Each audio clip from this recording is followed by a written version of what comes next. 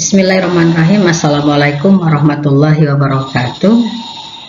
Alhamdulillah, puji syukur atas segala nikmat yang Allah berikan kepada kita semuanya, sehingga kita semuanya dalam keadaan sehat ya teman-teman, dimanapun Anda berada.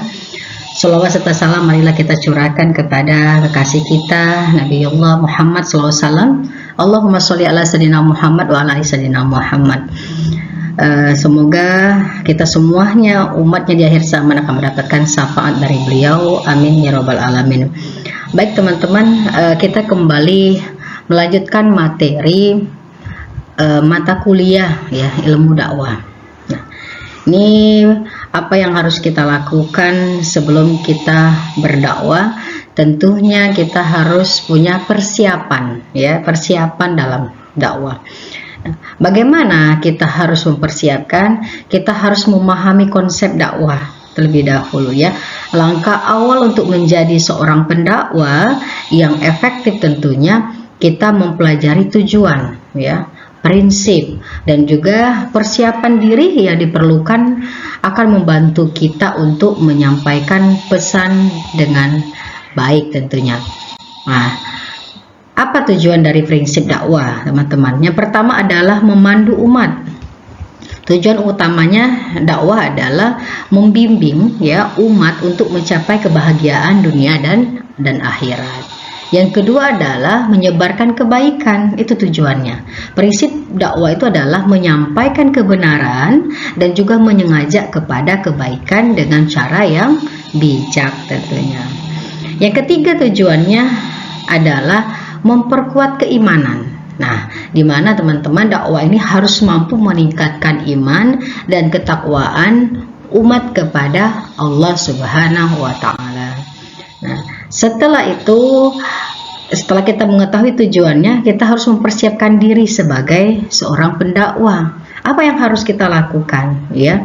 Yang pertama adalah pengetahuan agama. Ya, kita memperkuat pemahaman kita tentang ajaran Islam agar dapat menyampaikan materi dengan baik. Yang kedua yang kita harus persiapkan adalah komunikasi yang baik. Kuasai teknik berkomunikasi yang efektif untuk menarik dan menyentuh hati audiens atau masyarakat kita, seperti itu. Yang ketiga adalah kita punya akhlak yang mulia. Nah, keteladanan pribadi sebagai pendakwah akan memperkuat tentunya, mempengaruhi dan pesan yang akan kita sampaikan. Karena akhlakul karimah yang sudah dicontohkan oleh kekasih kita Rasulullah Muhammad SAW, maka itulah suri tauladan terbaik kita atau idola kita yang harus kita contoh. Nah, setelah kita punya akhlak yang mulia, semua persiapan sudah kita lakukan tentunya ya. Kita harus memahami kondisi masyarakat. Yang pertama kita harus identifikasi kebutuhan. Nah, kita kenali dulu permasalahan dan kebutuhan yang dihadapi oleh masyarakat kita agar dapat memberikan solusi yang tepat.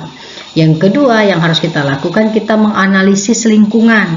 Kita pelajari terlebih dahulu latar belakang audiens kita atau masyarakat kita itu seperti apa, budayanya seperti apa, kondisi sosial ekonominya seperti apa di masyarakat setempat, di tempat kita yang akan melakukan dakwah ya. Yang ketiga adalah empati yang mendalam, di mana tunjukkan kepedulian ya dan pemahaman yang tulus terhadap situasi yang dialami oleh masyarakat. Nah, ini yang harus kita pahami dalam kondisi masyarakat ya.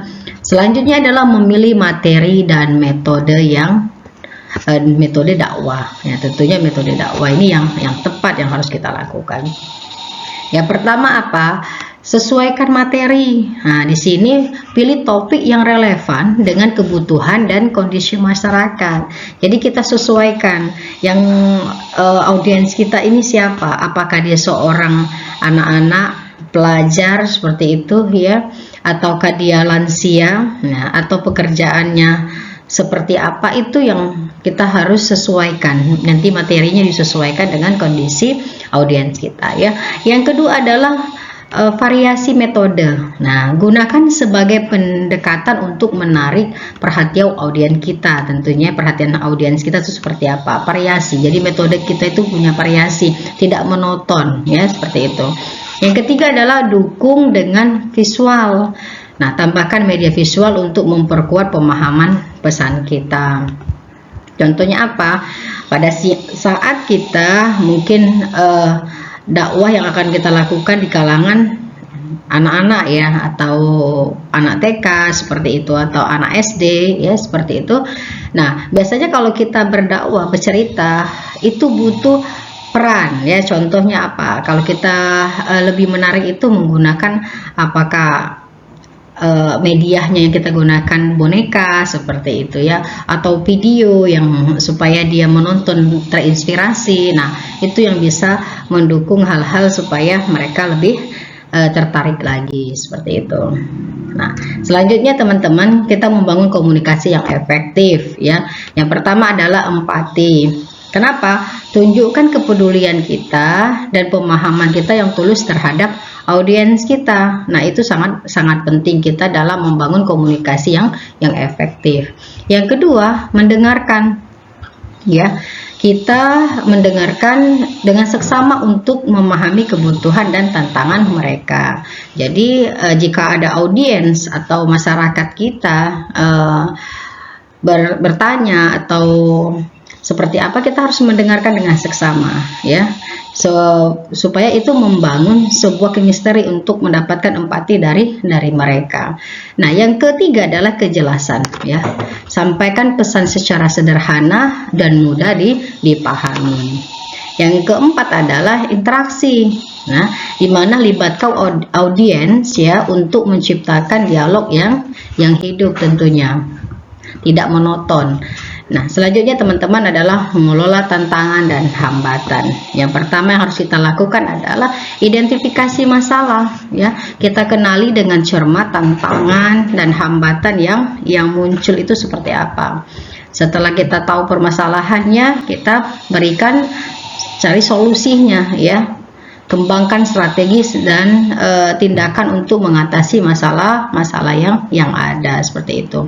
Yang ketiga adalah evaluasi berkala. Nah, lakukan perbaikan dan penyesuaian ya sesuai terus menerus ya. Karena kenapa? Setelah ada permasalahan tadi kita berikan solusi, setelah itu adalah evaluasi seperti itu. Nah, kita akan lihat evaluasi dan refleksi kegiatan dakwah itu sendiri. Yang pertama adalah efektivitas penyampaian ya. Sejauh mana pesan dapat diterima dan dipahami oleh audiens itu. Yang kedua adalah perubahan perilaku. Nah, dampak yang nyata ya terjadi pada sikap terus tindakan dari masyarakat kita.